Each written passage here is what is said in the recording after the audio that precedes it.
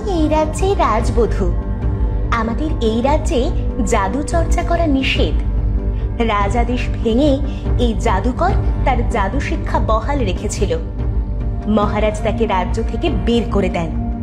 আর আজ উনি প্রতিহিংসার কারণে আমার স্বামীকে বিনা দোষে পাখি আর মহারাজকে এই পুতুল বানিয়ে দিয়েছে। কি? আমি ঠিকই বলছি।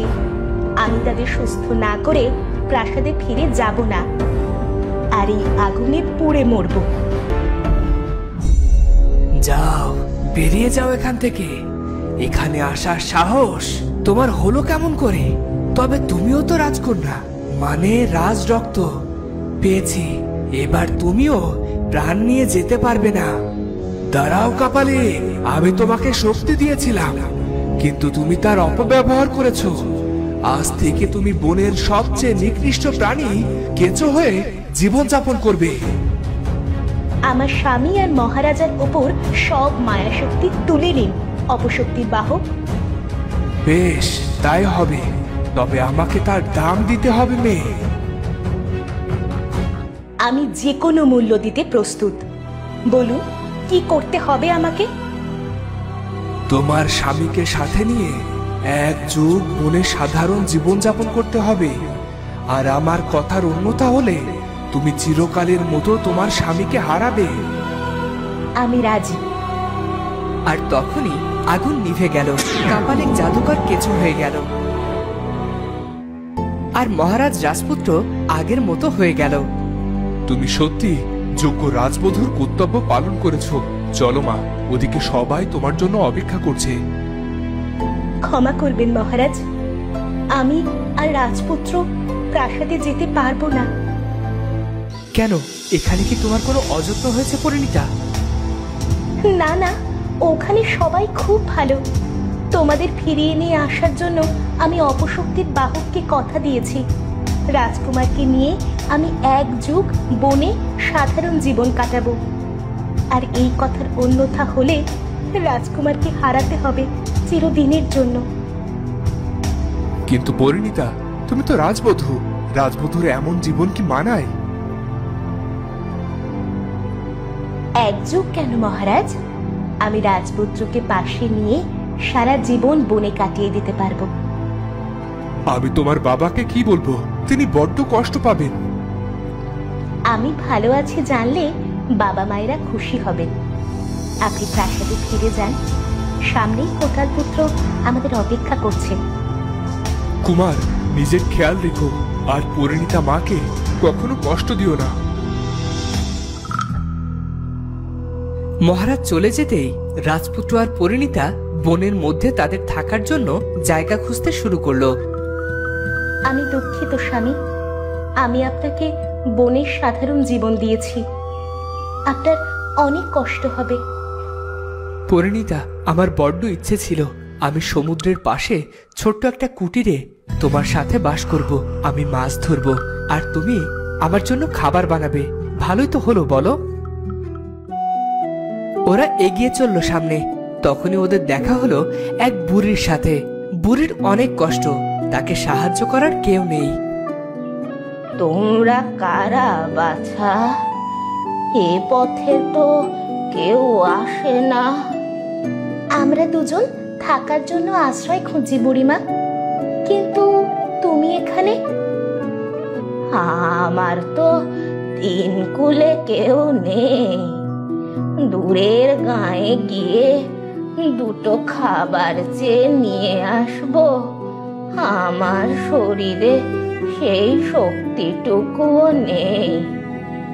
তোমরা চাইলে আমার সাথে থাকতে পারো।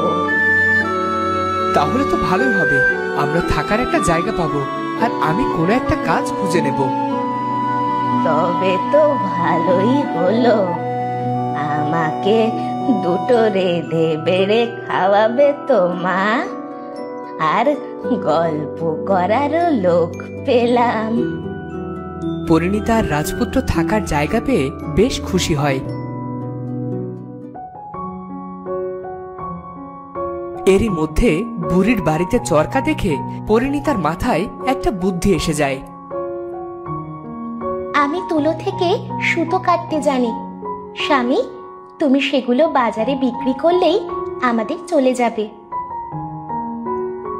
না না, তা কি করে হয়? তোমার হাত যে সুতোর ধারে কেটে যাবে। আমি আছি তো, আমি সব সামলে নেব। তারপর কাঠ কাটার চিন্তা করে রাজপুত্র বনে চলে যায়, কিন্তু অনেক সময় পেরিয়ে গেলেও সে আর ফিরে আসে না। কি গো মেয়ে, এত মন দিয়ে কি ভাবছো? বুড়িমা, আমার স্বামী সেই যে বনে গেল, আর তো ফিরে এলো না। এখন আমি কি করব? শুনেছি বনে ডাইনির বড্ড উৎপাত বেড়েছে। ওরা নরখাদক, ওদের খপ্পরে পড়েনি তো তোমার স্বামী? না না, এ হতে পারে না। আমি বরং এগিয়ে গিয়ে দেখে আসি। এ অবেলায় বনে যাওয়া ভালো কথা নয়। না না, আমার স্বামীর কিছু হলে আমি বাবাকে কি জবাব দেব? আমি আসি। ওদিকে পরিণীতা চলল বনের মধ্যে।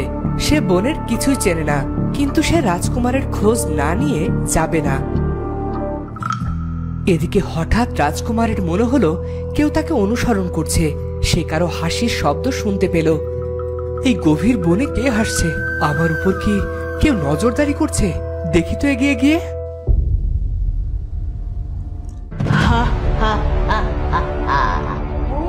কে তুমি, আর আমার উপর নজরদারি কেন করছো? আমার নাম প্রেমলতা। বেঁচে থাকতে আমার বড্ড ইচ্ছে ছিল আমার একটা সংসার হবে, সুন্দর একটা স্বামী থাকবে, আমি তাকে রেঁধে বেড়ে খাওয়াবো, কিন্তু তার পূরণ হলো না। মানে তুমি ভূত? ভূত বলে কিছু হয় নাকি? একদম ভূত বলে গালি দেবে না বলে দিচ্ছি। ডাইনি বলে কি আমার কোনো আত্মসম্মান নেই? দেখো, তুমি ভূত কিংবা ডাইনি যেই হও না কেন, আমাকে আমার কাজ করতে দাও আর এখান থেকে চলে যাও। ডাইনির নাম শুনলেই সবাই ভিমড়ি খায়, আর তুমি কি না আমাকেই চলে যেতে বলছো? তোমার কথা শুনে আর তোমার সাহস দেখে আমি মুগ্ধ। আমি তোমাকে খাবো না, আমি তোমাকে বিয়ে করে মানুষের মতো সংসার করব। বাড়িতে আমার বউ আমার জন্য অপেক্ষা করছে, আমাকে যেতে দাও। আজ রাতেই আমাদের বিয়ে হবে।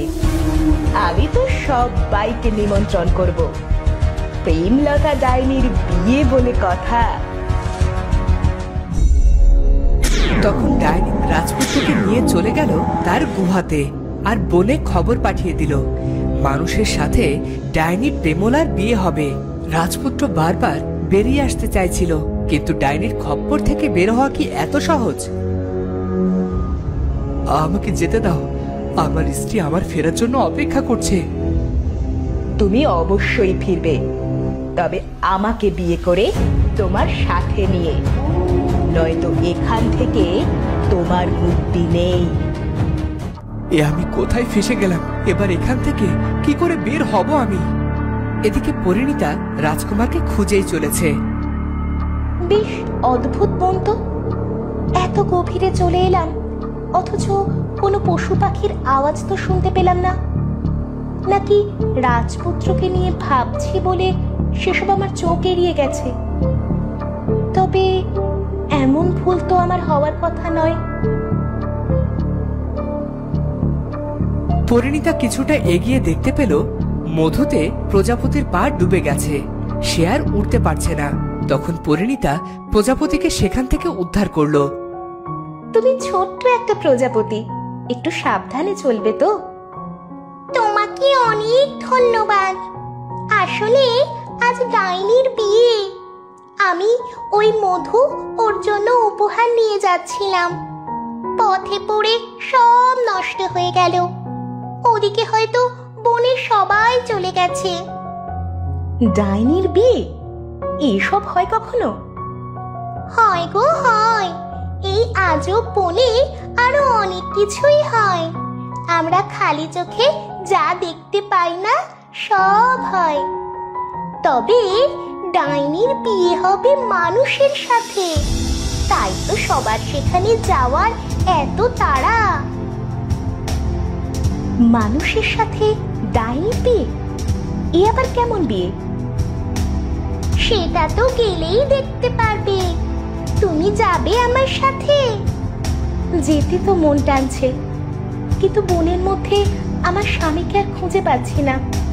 ওকে তুমি দেখেছো কোথাও? সেও হয়তো ডাইনির বিয়ে দেখতে গেছে। চলো আমার সাথে। যদি সে সেখানে না থাকে তবে এ বনের আমি সব চিনি। আমি তোমার স্বামীকে খুঁজে এনে দেব, তুমি একদম ভেবো না।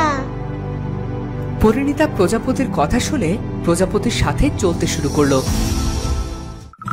ওদিকে বুড়ি পরিণীতা রাজপুত্রের জন্য অপেক্ষা করছে।